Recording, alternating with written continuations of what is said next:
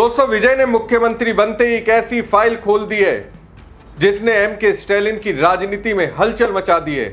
और सबसे बड़ी बात, इस फाइल ने राहुल गांधी के उस फैसले को भी सही साबित करने की कोशिश की है जिस पर डीएमके लगातार सवाल उठा रही है। आखिर विजय को ऐसा क्या मिला कि उन्होंने सीधे स्टैलिन सरकार के पूरे 5 साल के शासन को कटघरे में खड़ा कर दिया? ऐसा कौन सा हिसाब किताब है जिसे देखकर अब सवाल राहुल गांधी से नहीं बल्कि खुद एमके स्टैलिन से पूछे जा रहे हैं? और क्यों डीएमके जितना राहुल गांधी पर हमला कर रही है, उतना ही विजय का हमला स्टैलिन पर भारी पड़ता दिख रहा है? क्या विजय ने वो राज खोल दिया है जिसकी वजह से राहुल गांधी ने स्टैलिन का साथ देने से दूरी बनाई थी? क्या तमिलनाडु की जनता के सामने अब स्टैलिन सरकार का पूरा लेखा जोखा खुलने वाला है? कहानी में बड़ा ट्विस्ट है, इसलिए अंत तक बने रहिएगा। नमस्कार दोस्तों, मैं हूं परवीन सानी। दोस्तों, डीएमके प्रमुख और पूर्व मुख्यमंत्री एमके स्टैलिन ये समझ नहीं पा रहे हैं या फिर कबूल नहीं कर पा रहे हैं कि आखिर राहुल गांधी और उनकी कांग्रेस ने उनका साथ क्यों छोड़ दिया। उनकी कश्ती डूब रही थी तो कांग्रेस उस डूबती हुई कश्ती में सवार क्यों नहीं हुई? विजय को मुख्यमंत्री बनने में मदद क्यों की गई? ये बात एमके स्टैलिन के गले नहीं उतर रही है। स्टैलिन अपनी तरफ से कोशिश कर रहे थे कि जिन विरोधियों का वो लगातार विरोध करते रहे उनसे दोस्ती कर सत्ता में आया जाए और राहुल गांधी भी इस काम में उनका साथ दे। लेकिन राहुल गांधी ने साथ नहीं दिया, और देते भी कैसे? आज की तारीख में बीजेपी के सबसे मुखर विरोधी राहुल गांधी हैं, जो उसकी लगभग हर नीति का विरोध करते हैं। ऐसे में बीजेपी की सहयोगी रही एआईएडीएमके के साथ गठबंधन करके सत्ता में आने की स्टैलिन की कोशिशों का कांग्रेस समर्थन कैसे करती? राहुल गांधी ने ऐसा होने नहीं दिया और तभी से डीएमके प्रमुख एमके स्टैलिन और उनकी पार्टी के नेता राहुल गांधी पर हमलावर हैं।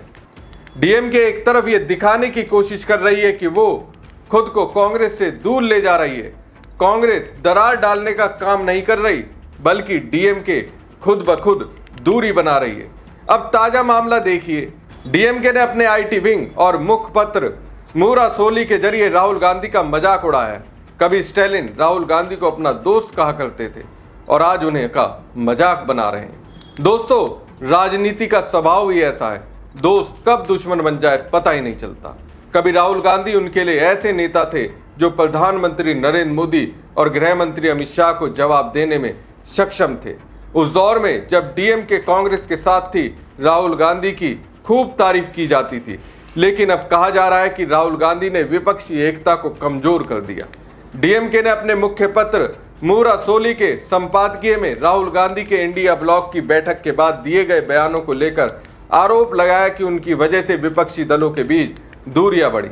संपादकीय में कहा गया कि राहुल गांधी एकता को उपदेश देते हैं, लेकिन राज्यों में उसी एकता को किसने कमजोर किया?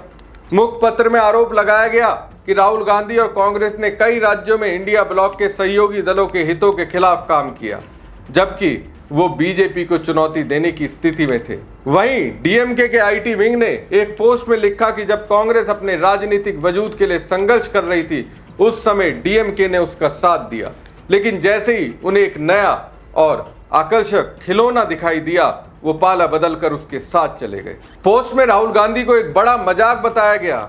बताइए, जिस पार्टी को एमके स्टैलिन खिलौना कह रहे हैं, उसी पार्टी को तमिलनाडु की जनता ने महज 6 महीने की मेहनत के दम पर 108 विधानसभा सीटें दे दी, जिनकी मौजूदगी मात्र से एआईएडीएमके में फूट पड़ गई और कई विधायक उनके साथ जाने को तैयार दिखाई देने लगे। वो स्टैलिन के लिए खिलौना है। और फिर सवाल ये भी है कि राहुल गांधी की कांग्रेस का उन्होंने तमिलनाडु में कितना साथ दिया? 5 साल सत्ता में रहने के बावजूद क्या उन्होंने कांग्रेस को सरकार में उचित हिस्सेदारी दी? कांग्रेस उनके साथ चुनाव लड़ी, लेकिन सत्ता मिलने के बाद उसे किनारे रखा गया। यानी सत्ता पाने के लिए कांग्रेस का साथ चाहिए, लेकिन सत्ता मिल जाने के बाद उसे दूर रखा जाए। डीएमके पर यही आरोप लगते रहे। इसके बावजूद कहा जा रहा है कि उन्होंने कांग्रेस और इंडिया गठबंधन के लिए बहुत कुछ किया, जबकि राहुल गांधी ने इंडिया ब्लॉक को कमजोर किया। अब सवाल यह है कि क्या वाकई में राहुल गांधी ने इंडिया ब्लॉक को कमजोर किया? क्या तमिलनाडु में डीएमके की हार के लिए राहुल गांधी जिम्मेदार है? इसका जवाब तमिलनाडु के मुख्यमंत्री विजय ने अपने तरीके से दिया है। उन्होंने स्टैलिन को आईना दिखाते हुए कहा कि राहुल गांधी को उनके साथ रहना ही नहीं चाहिए था, क्योंकि स्टैलिन के शासन में तमिलनाडु के हर बच्चे पर कर्ज का बोझ बढ़ गया। जिन्होंने कर्ज नहीं लिया उनके हिस्से में भी कर्ज आ गया। दोस्तों, विजय सरकार ने स्टैलिन सरकार के खिलाफ एक रिपोर्ट जारी की है। आइए आपको विस्तार से बताते हैं। दोस्तों, तमिलनाडु में पैदा होने वाले हर बच्चे के सिर पर जन्म लेते ही 1,28,000 रुपए का कर्ज चढ़ जाता है। राज्य की कुल देनदारी बढ़कर करीब 13,18,000 करोड़ रुपए तक पहुंच गई है। मुख्यमंत्री विजय की नई सरकार ने राज्य की आर्थिक स्थिति पर एक श्वेत पत्र जारी कर यह दावा किया।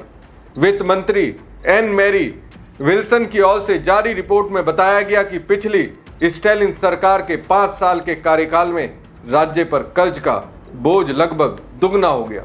श्वेत पत्र के अनुसार 5 साल पहले तमिलनाडु पर सीधा कर्ज करीब 4.8 लाख करोड़ रुपए था, जो अब बढ़कर लगभग 10 लाख करोड़ रुपए तक पहुंच गया।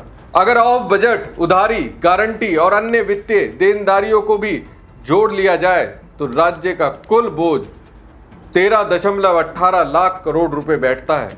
आपके मन में इस सवाल आ सकता है कि अभी अभी जन्मे बच्चे ने तो कोई लोन नहीं लिया, फिर उसके सिर पर यह कर्ज कैसे आ गया? असल में ये पूरे राज्य के कर्ज का गणित है। जब सरकार पर कर्ज का बोझ बहुत ज्यादा बढ़ जाता है तो उसे राज्य की कुल आबादी के आधार पर भी आंका जाता है। तमिलनाडु पर जो कुल 13.18 लाख करोड़ रुपए की देनदारी है, उसे यदि राज्य के हर नागरिक में बराबर बांट दिया जाए तो प्रति व्यक्ति हिस्से में करीब 1,28,000 रुपए आते हैं।